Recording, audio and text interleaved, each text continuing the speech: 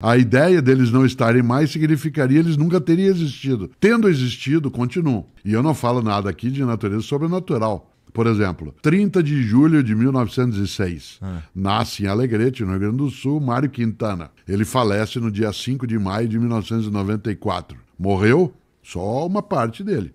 Aliás, nós continuamos falando dele. Sabe o que ele pediu para colocar no túmulo dele? O quê? Não colocaram, mas deveriam. Ele pediu para colocar "eu não estou aqui". Certo? Gostei. Ora, volta ao ponto. Quando eu falo da minha avó Rosária, ela continua.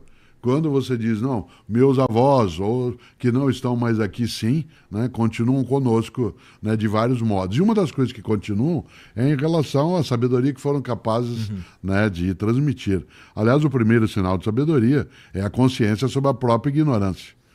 Não é à toa que a frase mais conhecida do grande, né, marco de referência da filosofia, que é Sócrates, é "só sei que nada sei".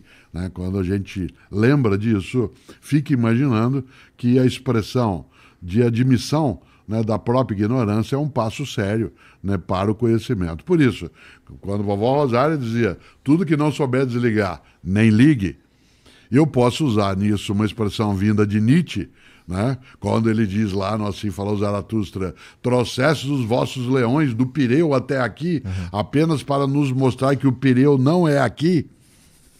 Posso fazê-lo desse modo. Posso citar o Goethe, posso citar o Hegel, né? Posso citar, quando você falava da exposição, citar Berkeley, que dizia "ser é ser percebido". Ser é ser percebido. Se você não é percebido, você não existe. Né? A ideia mesmo de ser notado. O mundo em que ser alguém que existe é se você pode ser célebre, né? Em que você tem ali a presença. Ora, posso fazê-lo desse modo, ou posso fazê-lo de uma outra forma, que é utilizando, né, a filosofia como um dos caminhos. Posso dizer, como para-choque de caminhão, algo que a gente não deve esquecer: na subida você me aperta, na descida nós acerta. Certo? Entendi. Ora, eu posso dizer como pantaneiro: pode esperar, jacaré, que uma hora a lagoa há de secar. Então, esse modo, né, da expressão do dia a dia são constitutivos que entram, né, até como chavão, né, no nosso cotidiano, que serve para expressar algo que é invenção. Nós ainda não temos clareza se a inteligência artificial é capaz de fazê-lo. Isto é, se ela inventa, né, esse papo que nós estamos tendo, ele poderia ser feito agora contando também, né, com uma IA aqui conosco e que vá trazendo coisas que foram nela introduzidas e que ela coletou, né? Mas há uma diferença, e eu vou fazer, você foi professor de inglês, há uma diferença entre know-how e savoir-faire. Né? Embora as palavras signifiquem a mesma coisa, uma em inglês, outra em francês, know-how é uma coisa mais técnica, mais dura. Savoir-faire tem uma malemolência, aquilo francês, que no o fim das carioca contas, né? chama, né, de um molejo, né, das coisas. Então, esse movimento que as pessoas com mais idade tiveram, e a gente tem que ter a elas reverência, não para ter nostalgia, no meu tempo, outro momento, porque isso a nada conduz, mas para a gente ter um sinal de respeito. Talvez das frases que vêm do mundo da África que eu mais aprecio, a África é um continente, não é um país, tem vários modos de sê-lo, mas uma das coisas mais notadas é quando se diz, quando morre um velho, é como se uma biblioteca se tivesse incendiado. Né? Ora, nós prestamos pouco atenção em pessoas que passaram por outras vivências. E isso é necessário fazê-lo. Quando se pensa em etarismo, nessa distinção, e o preconceito em relação à idade, ela tem uma dupla direção. Tanto se tem preconceito em relação a uma pessoa com mais idade, como em relação a quem tem menos. Se o menino diz assim, isso é coisa de velho, isso é coisa de quem já está ultrapassado, mas também a pessoa com mais idade diz, imagina, tá chegando agora, já quer ir na janelinha, olha lá, moleque, não saiu ainda nem das fraldas. Então, esse movimento de desrespeito, de ruptura, ele é muito negativo. A filosofia recolheu, né, foi colhendo as suas percepções exatamente do dia a dia das pessoas. Então, a tua avó, a minha, as pessoas que já foram e que continuam conosco, né, ao seu modo, como eu brincava agora, elas trouxeram coisas que a filosofia foi dar uma percepção analítica, né? Isto é, ordenar de outro modo, mas está, né, recolhido, Quer ver uma coisa que eu gosto? Quando Aparício Torelli, o Barão de Itararé, disse: tudo seria mais fácil se não fossem as dificuldades. Bom. Ora, isso é genial. Né? Isso é genial. Você diz assim, mas é evidente? Não necessariamente. Né? A primeira coisa que eu penso é, isso é evidente. Então, mas é preciso olhar com um olhar. Ou diz o Aparício Torelli, o Barão de Itararé. Tem gente que é como tambor, faz um barulho imenso, mas é oca por dentro. Né? Ela é oca, mas ela faz um ruído imenso. Claro que isso vai sendo recolhido, né, do dia a dia. Por isso, algumas coisas que hoje o mundo tecnológico carrega permite, inclusive, a disseminação daquilo que é a conversa amplificada, né, de outros modos, mas sem ilusões. Afinal, né, é perigoso quando você entrega a tua alma.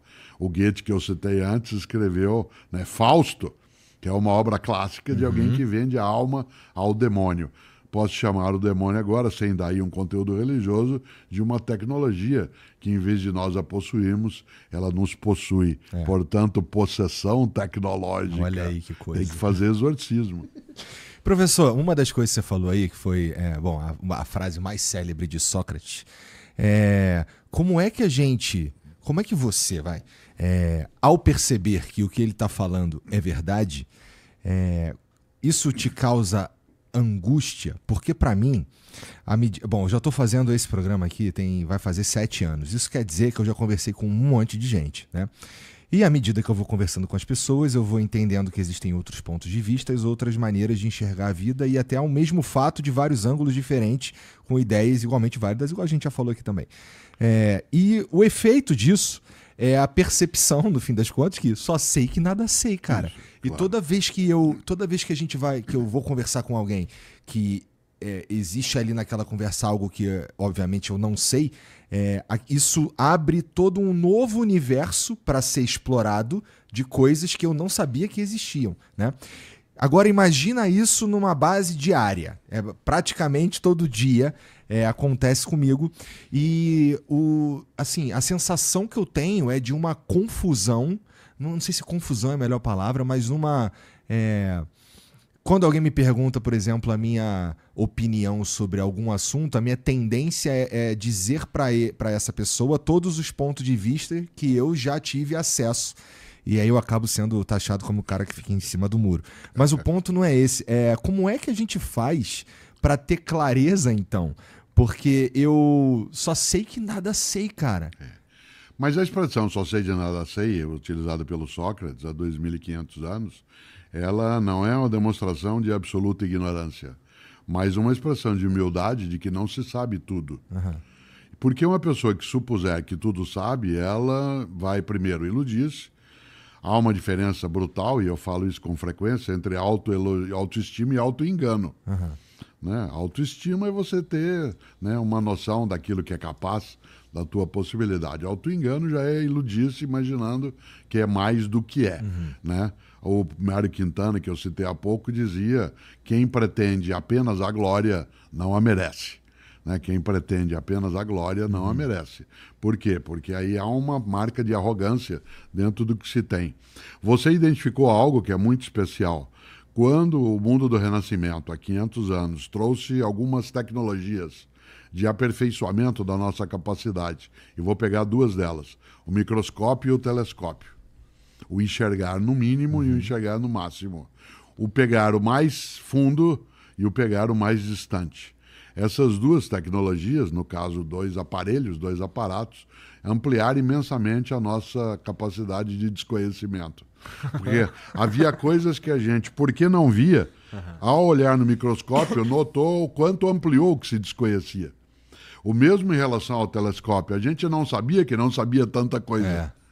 Então, evidentemente que quanto mais você avança numa percepção das coisas, num conhecimento, todos os programas e conversas que você já teve, isso mostra o quanto que aquilo que você sabe é relevante, mas não é só você que sabe coisas que sejam relevantes. Segundo, que é preciso levar em conta o que outras pessoas trazem. Uma das marcas que eu insisto no cotidiano pense com a sua cabeça, mas não pense só com a tua cabeça. Pense com a sua cabeça. Tenha autonomia, tenha capacidade de liberdade, mas não pense só com a tua cabeça. Porque, tal como a inteligência artificial tem a tendência de nos agradar, uma das dificuldades que ela vem apresentando é que ela é muito condescendente, né? Ela é muito afável comigo, porque ela quer que eu goste e continue. Eu também tenho essa tendência comigo mesmo. Né? Isto é, eu sou mais condescendente comigo. Então, para eu poder pensar melhor com a minha cabeça, eu preciso de quem não pensa como eu. É verdade. E do mesmo modo, porque é isso que vai ampliar o meu repertório. Você pergunta, e onde que eu finco a certeza? Porque, afinal, se eu ouço dezenas e dezenas de opiniões, qual é a correta? De maneira geral, a ideia de algo correto na história é um consenso eventual e episódico. Né? Aquilo que, neste momento, nós consideramos, né, o mais verdadeiro. Portanto, vou voltar a um ponto da nossa conversa no início. A verdade é relativa. Verdade relativa não significa que qualquer verdade vale. Significa que ela só é compreensível em relação ao contexto histórico, aquele momento, aquela circunstância.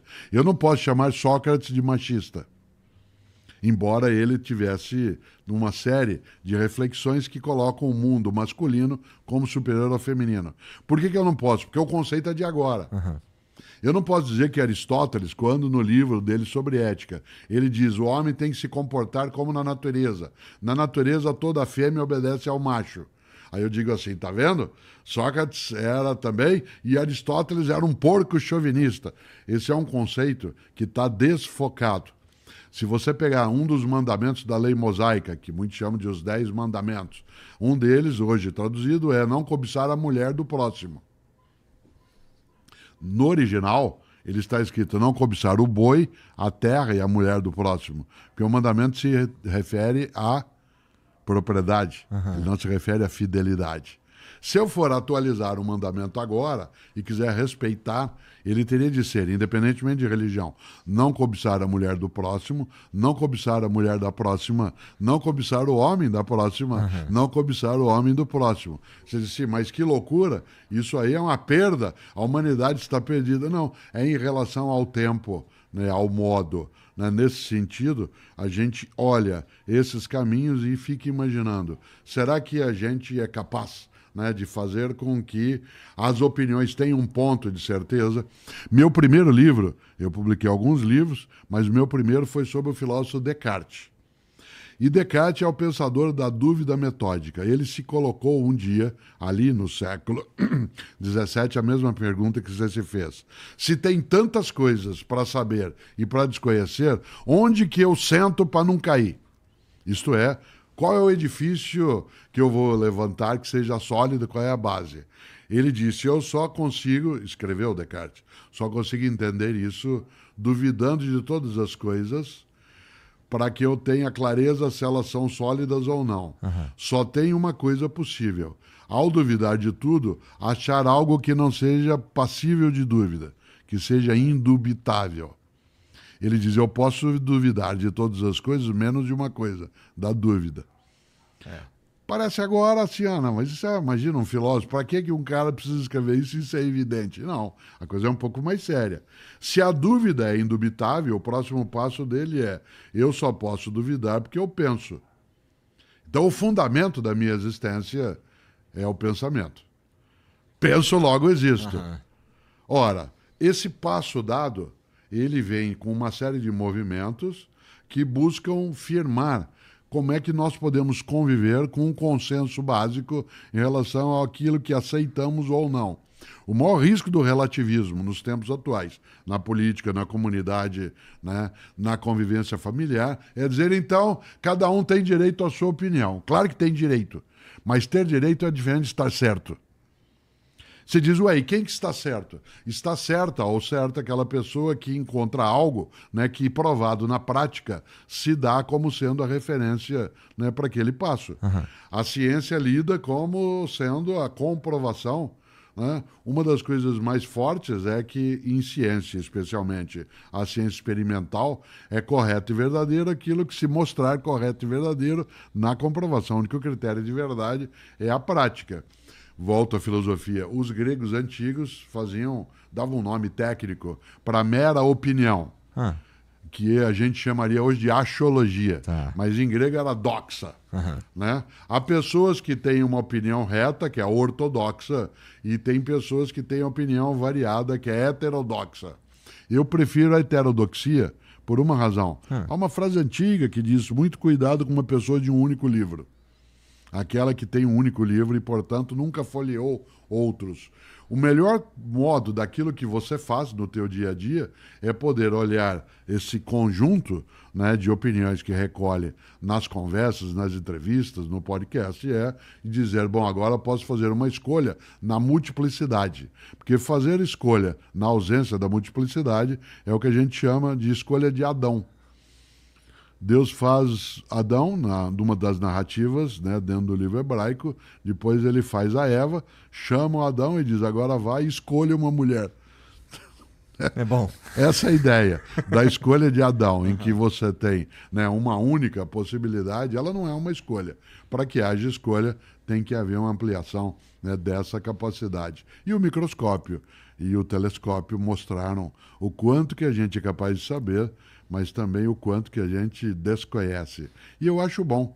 Meu maior sonho quando criança em Londrina, quando eu tinha que ir para a escola fazer prova, eu ficava amaldiçoando uma situação que era, por que eu não nasci sabendo?